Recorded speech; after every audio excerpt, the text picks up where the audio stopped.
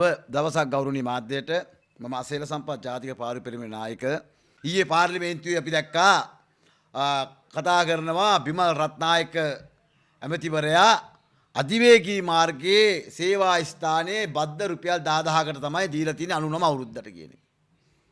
එතුමා මම දන්නේ නැහැ කොහොම කරුණු හොයාගන්නද කියන අපි නම් දන්න විදියට ඕක පවත්වාගෙන යන්න ශ්‍රී ලංකා ඉන්ෂුරන්ස් එක.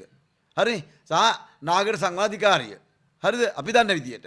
එතකොට ඒකෙන් තවත් සමාගමකට දීලා කොහොම කෙසේ වෙතත් ප්‍රධාන අයිතිය තියෙන්නේ ශ්‍රී ලංකා රක්ෂණ හත්ත. එතකොට ඒක තියෙන ජනාධිපතිතුමා යටතේ. එක්ක ජනාධිපතිතුමා මේක අහලා උත්තර දෙන්න ඕන. ඒත් නෑ. ඒ නිසා ඔයාගෙන් බලාපොරොත්තු වෙන්නේ ඒක නෙමෙයි.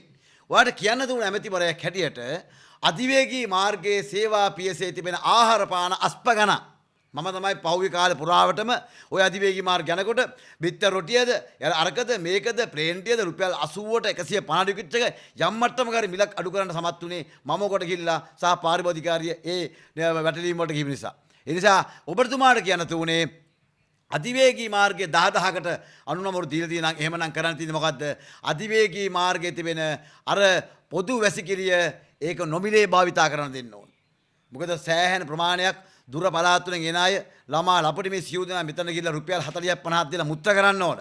අධිවේගී මාර්ගයේ. එහෙමනම් ඔබතුමාට කියනවා කියන්න මේ 10000 පද්ධතිය දීපි තියෙනවා. එහෙමනම් අපි මේකේ පොදු වැසිකිළිය ඒගොල්ලෝ ප්‍රාය දැන් රාජපක්ෂලා හිතවතට දීලා නම් එහෙමනම් අර ඒ හිතවතාර කරන්න එක දේ තමයි මේගොල්ලෝ කරන්න ඕන අර පොදු වැසිකිළි ගාස්තු අඩු කරන්න ඕන අර තියෙන සියලුම ආපන ශාලාවල ඒ තියෙන ඒකේ අවුට්ලට් තියෙනවා ඒවයි ආහාර වල අස්පගන මිනිස්සු ඇති හැකිය කනෝ නැති බැරිය කට්ටිය බලන් ඉන්න එකක් තමයි තියෙන්නේ අධිවේගී මාර්ගයේ සේවා පියසි හරිද ඒ නිසා එතන ගුණාත්මක ඒ වගේම සෑම මගියෙකුට සෑම පාරිභෝගිකයට මිලට ගැනීමට හැකියාව තිබෙන විදිහට ආහාර පාන මිල ගණන් අඩු වෙන්න ඕන සමහර වෙලාවට තියෙන පුළුවන් වැඩි මිලට ඒක අදාළ නැහැ හැබැයි පොදුවේ එක තැනක හරි තියෙන්න ඕන අඩු මිලට ප්ලේන් ටිකක් බොන්න අද සමහර ප්ලේන් ටික තිබෙන ගැජට් කැලිත් එක්ක හැඳි අරවා මේව හේරම දීලා රුපියල් 100ක් විතර ගන්න මේ රුපියල් 30 ප්ලේන් ටිකට හරිද එතකොට දැන් ඒව නේද බලන්න ඕන මෙතන පාරිභෝගිකය වෙන්නේ එහෙම නැතුව මේ තමන්ගේ තියෙන වෛර පිටමහන රාජපක්ෂලාට තඩි බල හරියන්නේ නැහැ මේ මිනිස්සු ඒ කාලේ තුල එහෙම හරි කළා